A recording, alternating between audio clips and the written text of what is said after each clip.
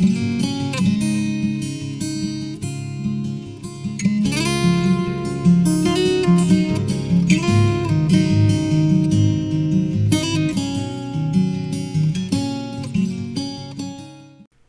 everyone, welcome back to the channel. So if you'd watched my previous video, Road to the Rubicon, this is going to be part one of that build series. So I basically have gone through and looked at everything that I need to do to my Jeep to get ready to go to the Rubicon. One of the big things that I wanted to have for a while, and one of the things that's really going to help me on the trail, are going to be beadlock wheels. Now, there are a ton of companies out there that make them. This is not a sponsored video. This is what I decided for me was going to be the best option. I wanted to find a beadlock that was basically as light as possible, still had good reviews, and I'm going to be honest, their wheels, they have to look good. If you have the best wheels in the world, but they don't have that certain something, well, most people probably aren't going to like them. So, for me personally, what I settled on are a set of Methods, and these are the 105s. So I'm going to get them out, have you guys take a look at them, and at some point we're going to get them mounted on the Jeep. Main thing is I got to wait for tires.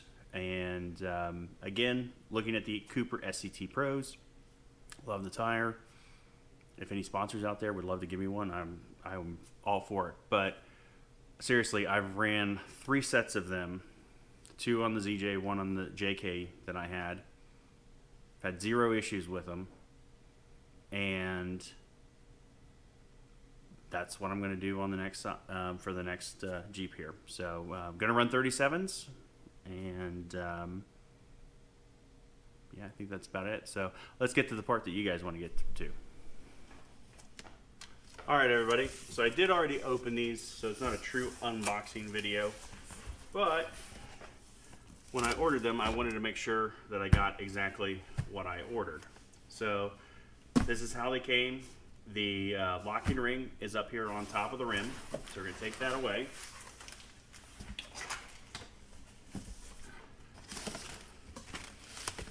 And this protector on here, protector for the rims,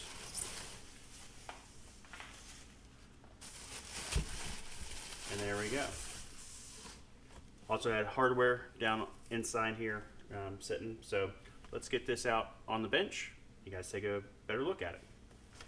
Alright everybody, so here is the Method beadlock in all its glory. On the website it does look a little bit more of a gray. I think that's due to the lighting. This is the matte black, and as you can see, hopefully the GoPro picks this up, it is just a matte black. The wheels are made of A356 aluminum, and then the beadlock wheels are T6061 aluminum. Now the wheels are also heat treated, hold up to 3,500 pounds per tire, per wheel, excuse me, and according to online, they weigh about 37 pounds. So it's a big chunk of metal. Getting it out of the box, it was a lot. Well, not a lot, but it was a good chunk. Definitely solid feel. This beadlock ring here comes in flat black as well, so it matches nice. You put it on there, and then it just bolts up. So I do like on the back of these, let me get in close here, see these dimples? So this is what's actually going to bite the bead of the tire. So nothing too sharp or anything to actually abrade the tire. So it should get good adhesion. As far as shipping, the powder coating on this looks excellent. No chips or anything like that. The big debate, of course, is what am I going to do with this one? So flat black is cheaper, but a color would really stand out. So I have the granite crystal for my JL. It's Rubicon, so red is the accent trim. I have this silver fender liners from Metal Cloak. So I'm thinking gray, red, or silver could all potentially be options. Now, one of the things with these rings, these are a wear item. This is what's going to take the abuse getting hit on rocks and stuff like that. So they're pretty now, but after the trail, they are probably going to be a little bit scuffed up. So for you guys that have had beadlocks before, do you powder coat those and then just wait till they get too bad and replace them? Or do you use rattle can paint and every once in a while you'll touch them up? So I'd like your thoughts. But really excited with these. I got these with the Onyx Elite membership. They had a discount going on. Saved me a few $100, which definitely is a plus.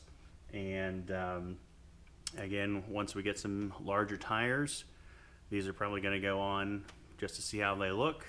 I'm probably going to keep my factory wheels and tires for my daily driver. I know, harking on that, but want to make sure everybody, of course, knows, because there's multiple videos and you might miss one. So that's going to wrap it up for me, and I appreciate your time, appreciate the subscriptions, and hope you have a great day.